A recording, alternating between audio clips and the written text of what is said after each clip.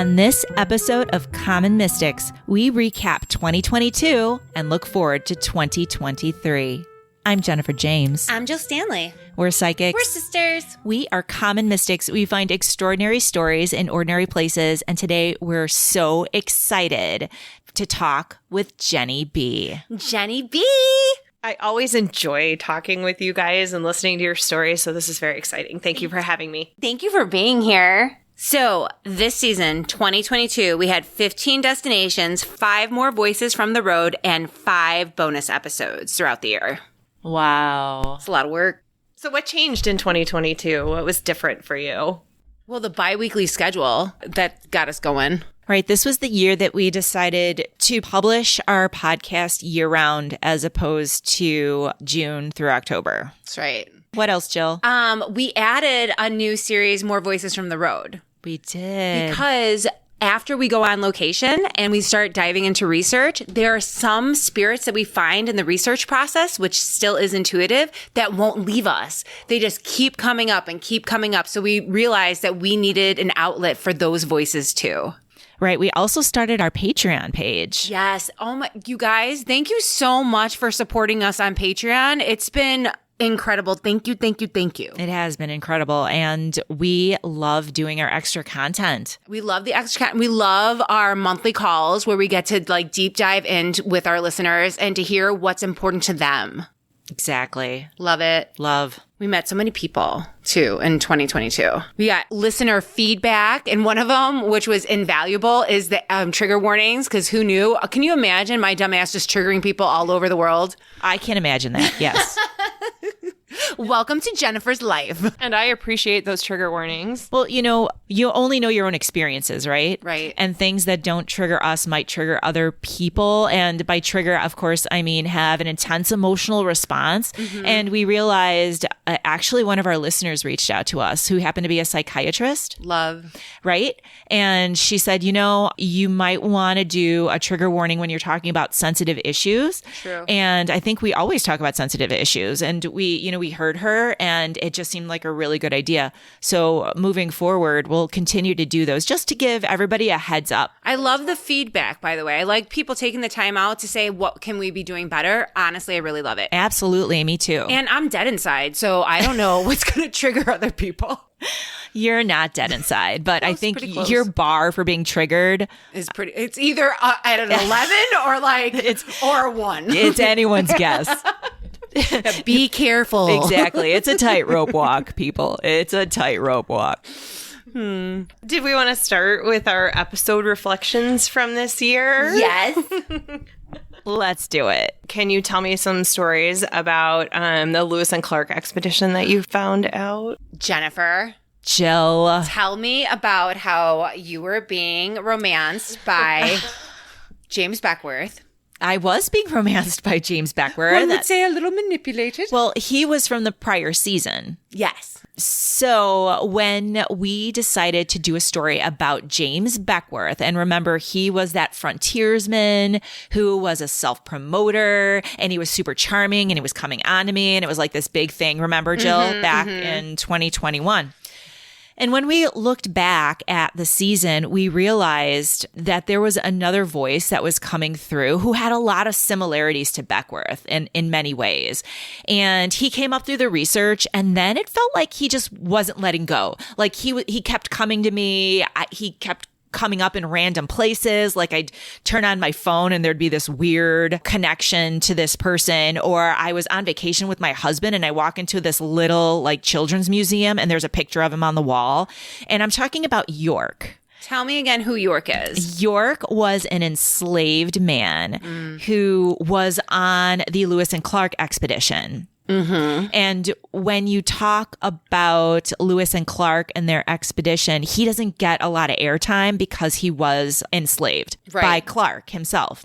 And from our research, it seemed like he was pretty pivotal, like saved their asses a couple of times. For sure. 100%. Yeah. So that's why we wanted to give him a voice. What did you hope that people took away from the York story? In a way, it's a message to remember those people who don't have voices, those people whose accomplishments enabled great things to happen that other people took the credit for. I think for me, I remember something that Jennifer's husband, Dennis, would always say, like, for years, he would say, like, whoever is in power writes the history. And the fact that the Lewis and Clark story is something we all know about and we all grew up learning. And York was omitted from that story, although he was so pivotal. That makes me uncomfortable because it's like, it is the Lewis and Clark story, right? Right. But they were part of a team. It wasn't just Lewis and Clark. And I don't know if they would have been successful if not for York. So it feels very American in a way that we look at things and we're like, well, wait a second. There's more to this than just what we're being taught. We should be curious and research. Like, how did this happen? Agreed. And York he has a name. How many people throughout history have no names because their efforts were completely not recognized. Exactly. So to me, it's kind of a cautionary tale. It's one example of, I think, what's happened throughout history. And I just think we need to be careful. And I love that we do this, that we ask the spirits to tell us what to say, to tell us who to give voice to. So anyway. I hope people be curious. Like when they think about something in history, like what we know is only the tip of that iceberg, and to just be curious and to look into it and be like, what more is there to discover about this instance in history? I love that.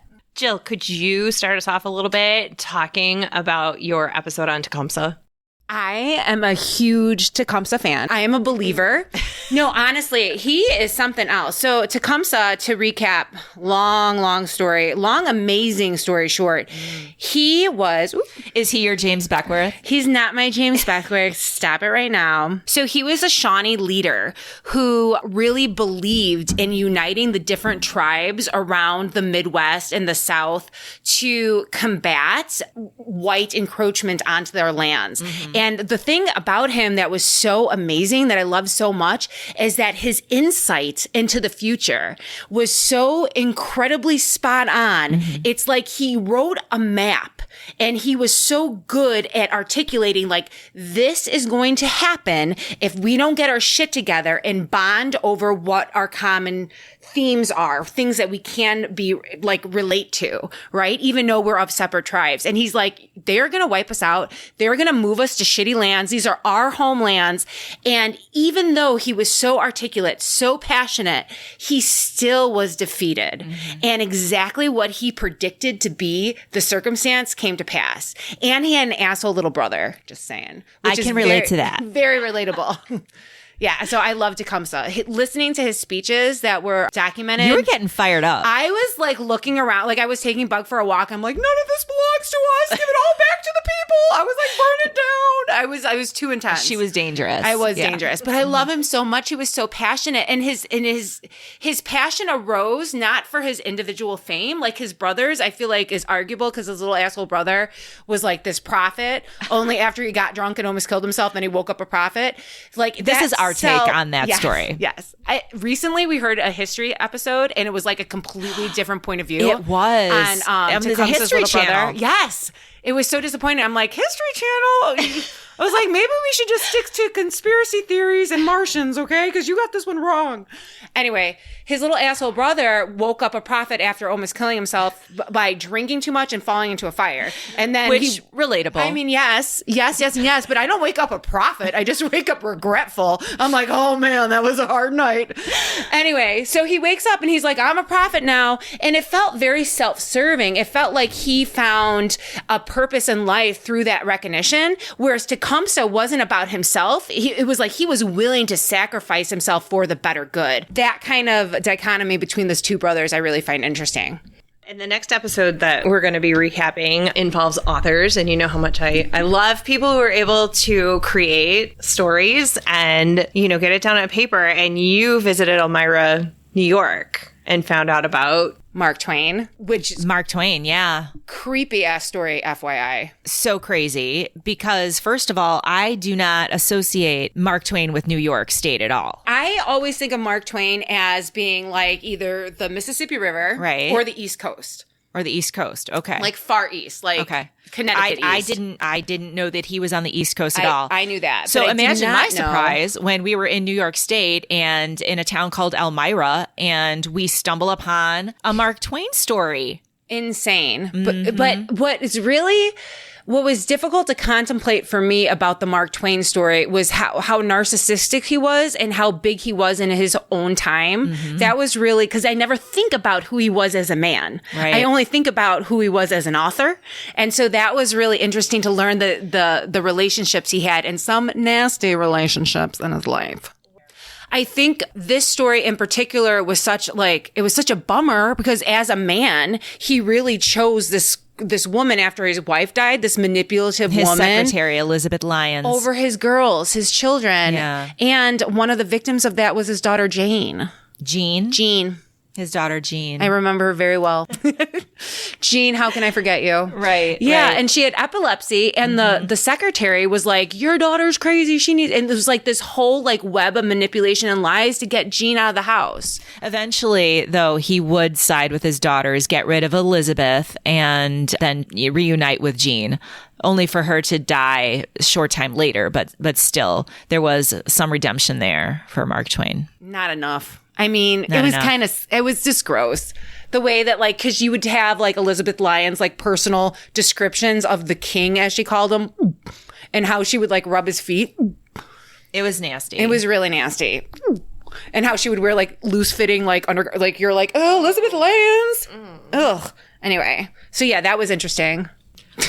Jennifer wants to move on so bad. All right, this next episode out of North Carolina seriously needed a trigger warning for me. My visions of airplanes crashing out of the sky came glaringly back as I listened to you guys talk about this one. Yeah, it's upsetting. I didn't like it either. I was so impressed with our ability to do the dramatization. I think the editing was so good. I was so proud of myself And on the the boys editing. helped out. And the boys helped out for the reenactment of what happened in the cockpit. But yeah, this story is nuts. It is so disturbing. Eastern Flight 212 went down in the early 70s. And there was absolutely no reason for that plane to crash. It was just fuckery. It was just fuckery in the cockpit. They were not paying It was attention. a lot of racism, a whole lot of racism going on, a lot of politics. They were having a conversation that had nothing to do with flying the plane.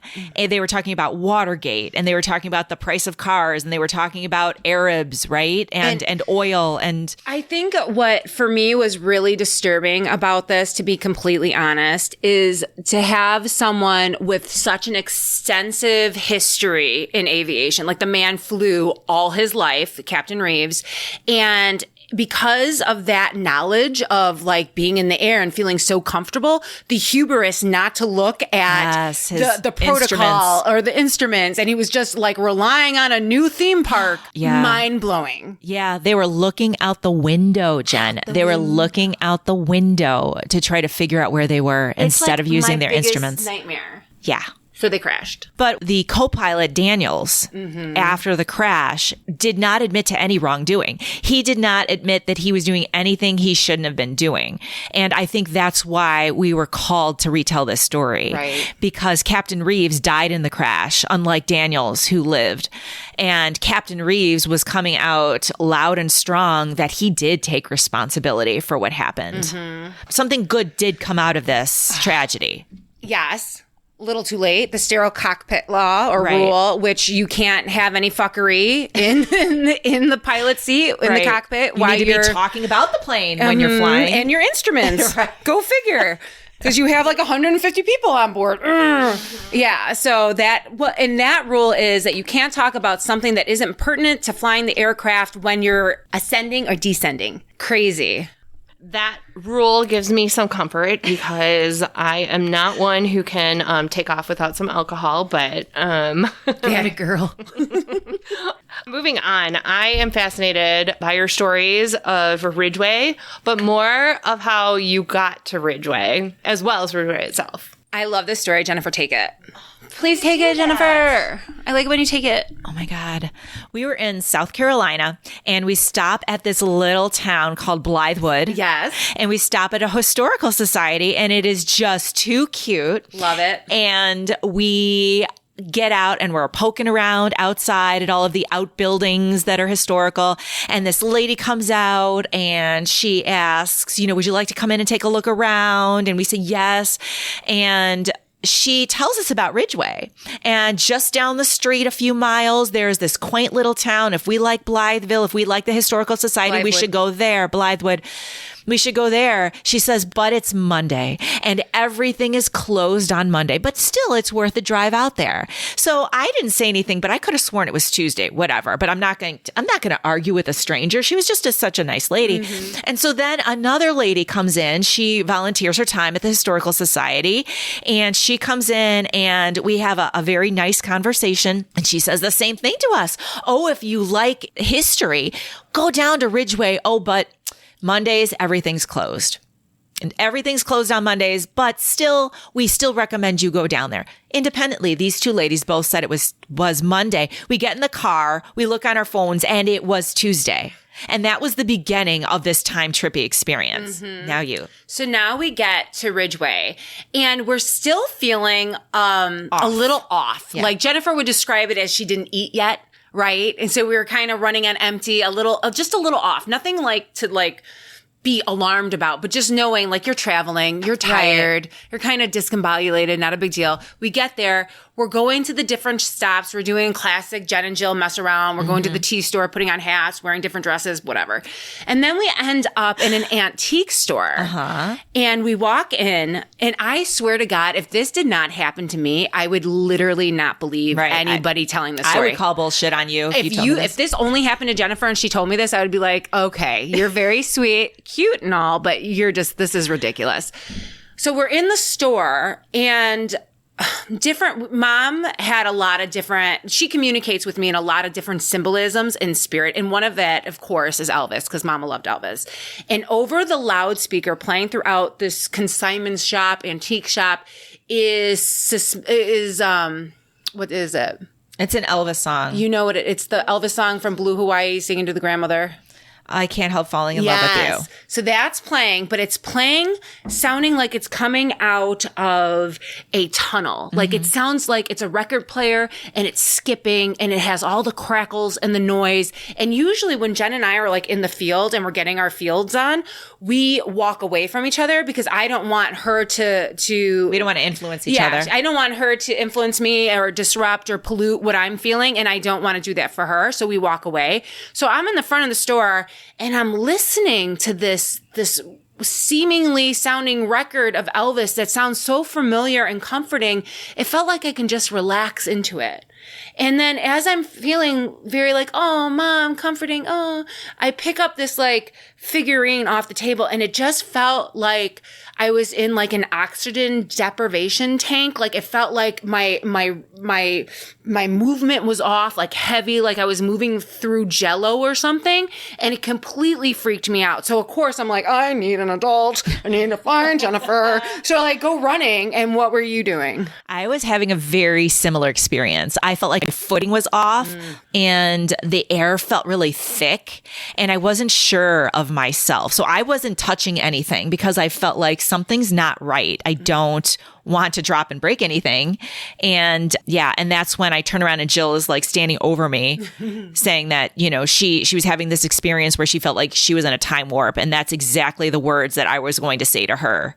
It was just so bizarre. So it felt like the spell was broken when other people from the outside world came into that section of the shop. Yeah. It felt like it was still cleared it out a little, but it wasn't so intense. Like I didn't feel like I was slipping away because I literally felt like I can just relax into it or slip away. That's what was scary about it. Yes. But it was specific to the 1950s. Yes. Because in your head, what were you experiencing? You were seeing the poodle skirts.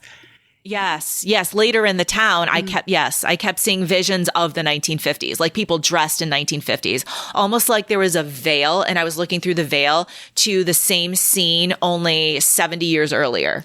Do you remember in schools, there used to be like the overhead projectors with the transparencies? Yeah. And they would put like one transparency on another transparency. Yeah, and it would be That's layered. how it felt. It felt layered. It Yeah. felt like I was seeing two things at once. It was like, this is what I'm seeing visually, but I'm seeing through something to the present. And after we did the research, it hit us that these spirits were trying to take us back to the 50s because that was where the story, that the event occurred. The murders happened in the 1950s. But this person who the spirit we believe who was reaching out to us was not from the 50s. She was from a different era. Do you know what I mean? So she was kind of taking us to a different era. One of her descendants committed a horrible murder of a woman, Ruby, her mother, Zola, and her son, George. And it felt like, as we live our life and we think about like the ripple effect our impact has, like forward, I also think of that moving backwards. And that's what this story showed me, Yes. that like what like we do today not only affects the future, but affects the past generations that we're standing on or here because that woman was pissed. And she because- was not happy with this man. Because what we sensed was time isn't linear. And so the impact goes in all directions, like a pebble that you drop in a pond. Yes. And that to us was like mind-blowy stuff. Yeah. It was just crazy. I'm not the same. And if someone told me that happened to them today, I really wouldn't believe it. Like, you're exaggerating. But it happened. Well, from Ridgeway, you end up in Tombstone, Arizona with some cowboys. Russian Bill. That was a good shot. First of all, Tombstone, Arizona. If you like history, you need to go to Tombstone. Jen, have you been to Tombstone? I haven't, but it seems like you guys really enjoyed yourselves. We with are this episode. ridiculous. It was so fun. The Birdcage Theater. Oh my God. That is a little What's so little weird? jewel of a place. What's so weird about Tombstone is like you almost want everyone just to stop doing what they're doing. Yes. You know what I mean? Like just shut it down because you don't need to do all this. You don't have to dress up like this. You don't have Yes. to reenact. It's kind of already happening. You can sense it happening. Yes. Like that guy on the street who's trying to sell us tickets to a reenactment of a gunfight. And he kept like yelling, hey, tickets over here. And we just wanted to be like, shut up. Yeah. If you're just quiet, if everyone just stops what they're doing and, just get in the lotus position. Do you know what I Yes, mean? Like yes. you can sense it happening. It's incredible. It felt like we were literally on like a movie set. Yes. It felt like we were a part of what was happening. It was very cool. And our mission, of course, is to find like the spookiest, most active. So we're like, where are we going? Right. And we just show up there at what happens to be one of the spookiest, most active buildings in all of Tombstone, which was the Birdcage Theater, which is where we met Russian Bill, and he reached out and wanted a voice. Yes. And poor Russian Bill, he was a real rich nobleman who wanted street cred, and it ended up getting hung for it, basically, in a nutshell. Poor Russian Bill. Poor Russian Bill. But Russian Bill, you shouldn't have been hanging around with those ruffians. And did they have to like put the sign up that like, no, he wasn't a big bad gangster. He was just a sweetheart. I know he hated that. We need to take that sign down. He would really want his legacy to be like, he was a badass and he died for it. Last season, you outlined common themes in your episodes. This season, did you feel like there was any common thread? In terms of the content of the episodes, I don't feel there was a theme. What do you think, Jill? Not in the content. Right. But in the processes. Yes. I felt like 2022 for us was all about growth. Growth in terms of how we experience spirit when we're on the road, like we talked about in Ridgeway, like really having that time portal experience, and also growing in the way we bring our content alive, like in the Eastern 212 North Carolina Yes. plane crash episode. Yes. And also just we grew so much so much that year. I think that seems to be the theme. I think your editing for Eastern Flight 212 inspired. Like, I would have totally half-assed that. You were like amazing. Thank you. You know what? I do feel like the way we're experiencing spirit grows, but I also feel like the way it's hooked to, the way it seems so relevant today. Like, it's not like just like, oh, we're experiencing things differently. It's like, why are we experiencing things different? Like we're understanding like time isn't linear. Like we're understanding and we're helping other people understand the actual like reach of spirit and how even mundane things can really be impactful if you just stop and pay attention to it. Right. And that kind of leads us to our whole discussion about manifesting, no? Yes. Last January, you did a manifest episode. Have you manifested anything this year personally or for the podcast? Oh my gosh. I feel like when Jill and I get together, just in general, but specifically for the podcast, we intentionally or unintentionally put stuff out, right? And I think everybody does this to a certain extent, but it's part of our pattern now, right? We get together and we dream. We do. We dream big. And we give our dreams a voice, and we talk about what we want, what we need, not in a super formal way. We just have conversations. It's, you know what it is? It's you and I talking our vision boards. Yes. Like, what would we have on our vision boards? What does our future look like? And when we do it, it's not super duper like contrived. Structured. Yeah, no. It's just like, this is what we need. Yes. This is what we need. Right. We know if we do this, if something comes here, we'll know that would be good there. And we just understand that process. Right. And through doing that, a lot of changes happened this year. A lot of changes happened. First, we met a lot of good people. We sure did. We really did meet a lot of good people this year. A lot of people who believe in us and continue just to be our supporters and cheerleaders. Yes. It feels good. It does feel good. Sometimes it feels like you're like just talking to the wall. You know what I know. You know, sometimes people are really cute because they're like, I don't want to bother you. I'm like, please, what am I? I'm like, please bother me. Please email us, text us, whatever.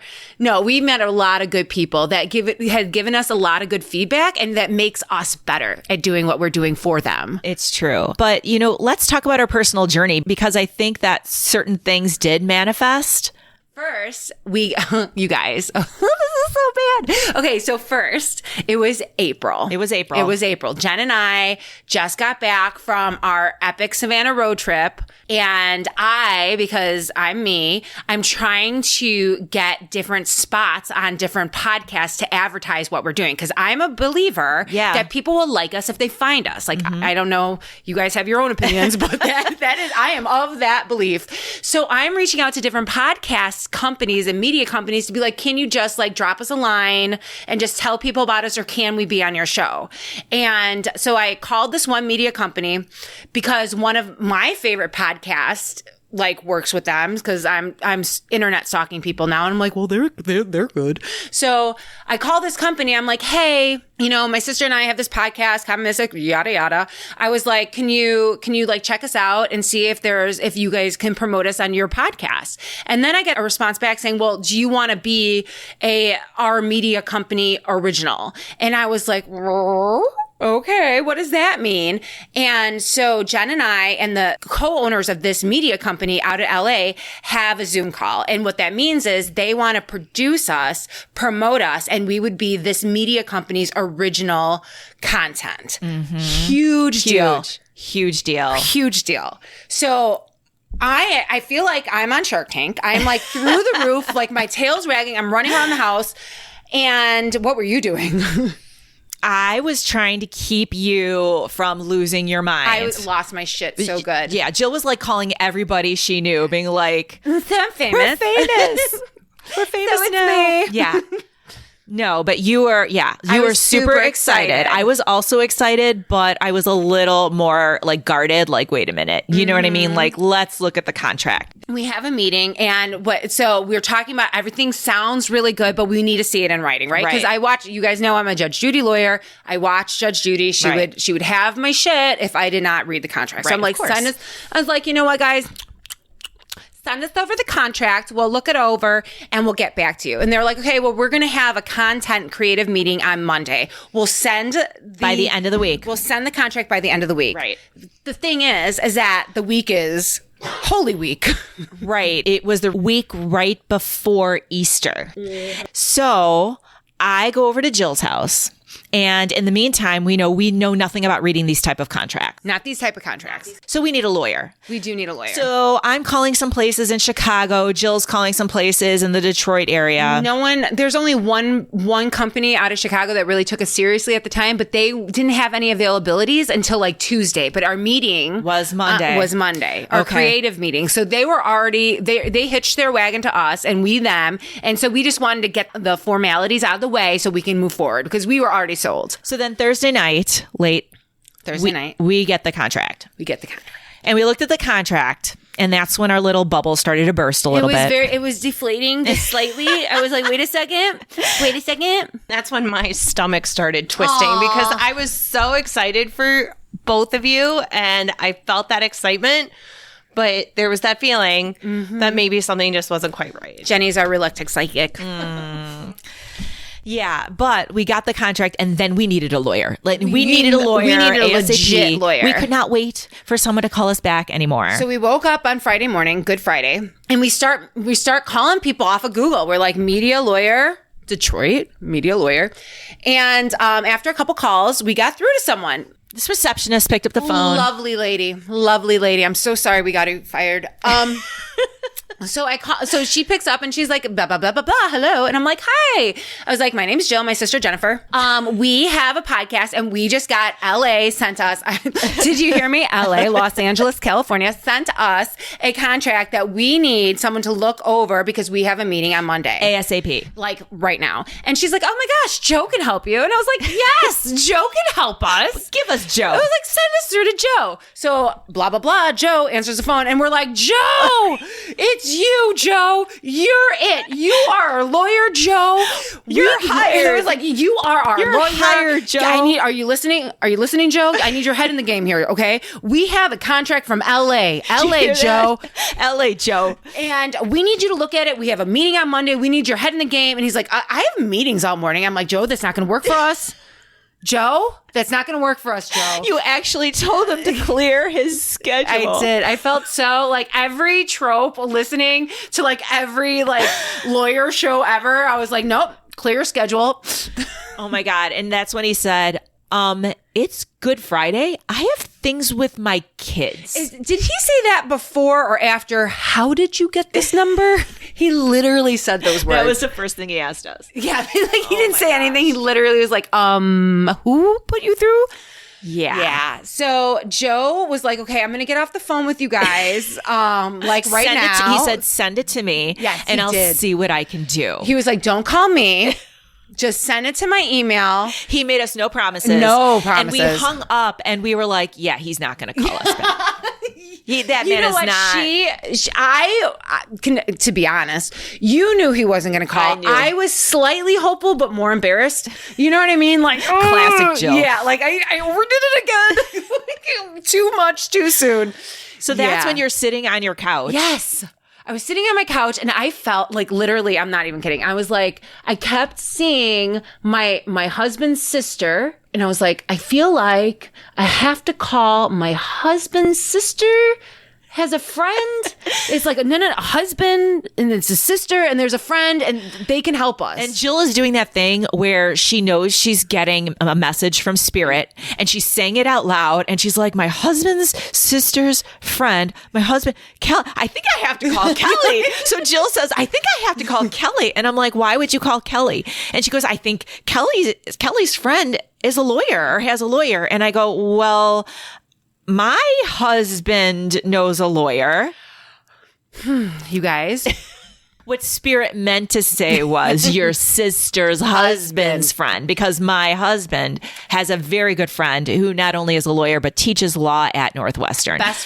Best man at the wedding. All right. Good friends. So long story short, Friends on Facebook. We messaged him and within a minute, he said, send us the contract. And he looked it over. And we were talking to him a half hour later. And he came on the call with us that Monday when we had the call with the media company in LA. And we ultimately came to the realization That it was not the right deal for us. wah, wah, Wah, wah, indeed. but what happened later in the year? In August, that was April. That was April. So some of the things we were talking about was we need someone who believes in us. Yes. We need someone who is not going to give us one more thing to do. Like, we Right. can't do another thing. Right. I work a full-time job. You work a full-time job. And now this podcast, now that it's every And other by week. the way, you guys were flattered. You think that there's a team, but the team is Jennifer and I. Like, there is no team here. There's no team. Yeah, so they're like, we're the team. We're the team. Yeah. So we need someone who's going to believe in us and who believes in what we do and is not going to laugh at And us. it's going to take a risk because it is risky. Right. It's putting your own money out there to support these people that you've never met before. We also want to take Jenny with us. Jenny B. Yes. Because she's one of us. She's one of us. She believes in us. She's our biggest fan, and we love her so much. And she's family, and you're coming with us. my goodness. There was a very specific ask we had, not knowing, right? Because Jenny's dream, for whatever reason, Is to be an editor. and so we're like, Jenny can edit us. Jenny can, Books. She does love books. She reads a lot. she reads so much. It's Yes. embarrassing. It's embarrassing because I don't know anything about movies or Yeah. anything but books. So wait, that's gonna come up later. Okay. in the detours. So, out of nowhere in early August of 2022, we get an email from a publisher. First of all, you guys, which was really cute because this publisher was like, I'm a legit publisher. I am not a vanity Like, we're publisher. picky. I know. Like, it was so funny. I was like, I don't know what a vanity publisher is, but okay. All right. You're not one of those. Like, I had no idea what she was saying. And she was like, I want to publish a book of your stories. And so we got this, we get a lot of emails. We got this do. email. Most of them are sales pitches. You know, they Like, want do to you- sell us something. Do you want to Promote your Yeah, I podcast? know. It's so bad. Yeah. All the time. So Jill and I talk about it and we say, okay, this is how this conversation is going to go. We're going to set up a meeting and we're going to tell her, thank you so much. We're flattered. We're so flattered. We would love to do a book in the future, but I'm so sorry. Right now, I work full time, Jill works full time, and we're doing the podcast kind of full time on the weekends and evenings. There's no possible way we can put aside time to do a book right now. And that's how this is going to go. And we're going to say, thank you very much. Oh my goodness, how nice it was to meet you. Please leave us a 5-star review on Apple so other people can find us. And then we met with Melissa, who is the owner of Martin Sisters Publishing, True statement. a small operation. She's darling. Love her. Sweetest. And so we're talking to her about how busy we are. We can't do another thing. And what does she say, Jill? She's like, literally, like what you have, like Your we're just, podcast. your podcast, we're just going to make that into a book. And it's going to be a series. And we're like, wait a minute. You mean the content that we've been working on for like 3 years? She's like, yeah. We're like, so you are going to take work that we've already done and with our help, turn it into stories that people can read. She's like, exactly. Like our stories in a different medium. Right. So we're like, well, I guess we can do that Well, that makes sense. because that work is already done. Yes, we already can do have that work. We can do that. Yeah, so that's really exciting. And the funny thing was she had listened to one episode of us. Yeah. One episode and believed in us after listening to one episode, which blows my mind. Because I was afraid if she listened to more, she wasn't going to like us. I was like, let's just stop here. Don't listen to anything else. Right. But she did. Yes, And she did. liked But what else she was looking for? She was like, I usually use retired school teachers to help edit, and sometimes they can be hard to come by. So if you know an editor, And we were like, shut up. It was like literally, like, can you even believe that? no. We're like, oh my gosh. These girls take care of me. Oh my God. You take care of us. We're like, oh my gosh. So we're like, do we know an editor? Why, yes, we and here's do. her email address. Get with her right away. And so our book, The Common Mystics, Volume 1, Mysterious Murders. Murders and Mysterious Deaths. We're still working on the name. I'm not going to lie. I don't remember it completely. is coming out in the summer of 2023. I know, it's crazy. Oh, crazy. So what we're going to do is we're going to take our existing content, we're revamping it so it'll be more palatable in a different medium, i.e. a book, and Jenny B's editing it, and Yep. it's going to come out, and we're going to do a book tour, and then we're going to headline a conference in September in Kentucky for new writers. Do you believe that? That's insane. Nothing you two does surprises me. Stop it. I am so serious. Such She's special so cute. people. That's why we're bringing you with us. We need a little Jenny B magic. For real. I am so super excited about it.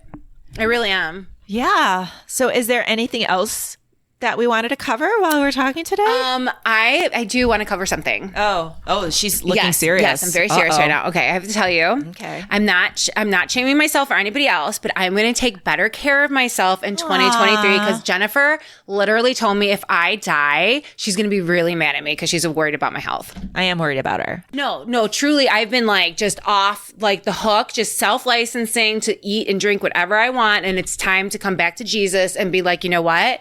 I'm going to be here for like 30 more years because Jennifer does At not. least. At least 30 more years. Maybe 40. I worry. I'm a worrier. All the time with this one. And I'm glad that you're going to take better care of yourself. Just to take better care of myself, not because I want to be thinner. Well, I do want to be. I want clothes to look better on me, but it's not about that. It's just being healthier and having a healthy pattern. Exactly. Yeah. So stay tuned for that. What about you? 2023 goals? Are you asking for my resolutions or Yeah, just? but no, not just resolutions. Just like what you're going to manifest for yourself in 2023. Oh, I love this. Jenny, be thinking because we're going to ask you next. I want to manifest greater wealth in 2023. And it's hard for me to say that because I've been programmed by our grandma who went through the Great Depression, how like money is the root of all evil. Save your string. Right. But I am going to look at wealth as a positive thing because then the more people we can reach, the greater wealth that we have. Is that stupid? Should I do that No, again? I love it. I love Really? everything you just said. I feel like I should manifest spending more time with my husband and appreciating him more, to be honest. That's a good one. Yeah. I feel like I do. Like this morning, Bug shit all over the basement and he got up with me and he helped me clean it and he was worried about him and he found the little pieces of stuff that Bug ate that he shouldn't eat. You know what I mean? It's easy to take your husband for granted. It's hard to appreciate him when he's so vocal. You know what I mean? Like if he was just quiet and just did the shit, then I can be like, oh wow, that's wonderful. I hear that. But when I he's hear like, that. look at me cleaning up shit for your dog, then I'm like, For me, balance is a big problem because I'm either all in or all out, you know? I understand. Relatable. I'm with you. What about you, Jenny? Well, I think, like you said, I need to find that balance. And maybe I will take more time to actually figure out what that balance is for me so that, you know, I can enjoy the risks that you guys are taking. And, you know, I am just so amazed all the time at how brave you are with everything you have both done. I'm very serious. And so, like, maybe figuring out a way to tamp down the anxiety that holds me back. Anxiety is real, though. So don't be so hard on yourself because anxiety is a real monster. But figuring it out so that I have more balance and, you know, just more joy in the things that are around every day. Aww.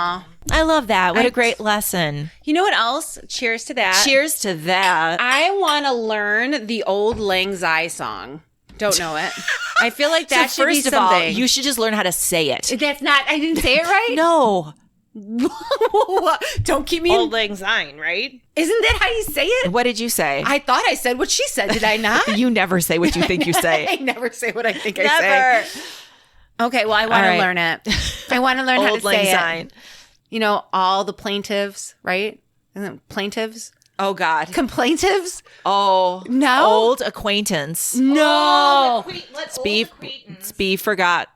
Okay. Okay. All right. See? Well, Jill's going to I'm work gonna on learn that. it. Starting I'm with the gonna title. learn it. I thought it was all the plaintiffs. I was like, there's a lot of people Okay, it's complaining definitely last not. year. Definitely not. Old acquaintance be forgot and never brought to mind. Aw, that's a sad It song. is a sad song. Never mind. I don't want to learn that No. stupid ass song. You could just meow it. I'm just kidding. I'm just kidding. Don't. Can I? No. Can I? No. Wait, Say hold on. goodbye. Wait, Say goodbye.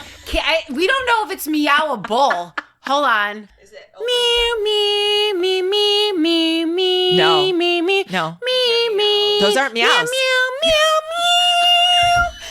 Meow, No. meow, meow, meow, meow. Please meow, stop her. meow, meow, No, meow, it's beautiful. I meow, wish meow, everyone could meow, experience this. Meow.